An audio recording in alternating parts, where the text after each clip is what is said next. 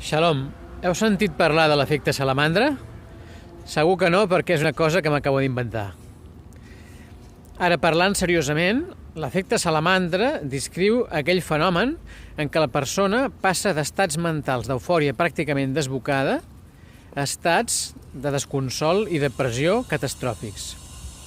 Per què passa això? Això passa per un motiu ben evident, que és què té al cap la persona, què passa per al cap de la persona. Quan la persona té al cap idees positives, les coses van pel camí correcte. I quan la persona té al cap idees destructives, tot va pel camí del pedregar. La solució està en introduir en el pensament de la persona idees de Torà, versicles que l'inspiren, idees de Hasidut bones, conceptes de Mussar, que és l'ètica jueva.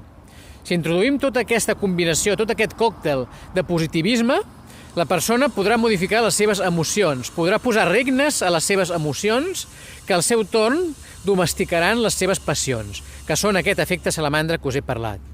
D'aquesta manera, eventualment, tindrem una psique totalment dirigida cap al positiu, en què pensament, emoció i passió aniran cap a una direcció constructiva. Que sigui aviat i als nostres dies. Shalom.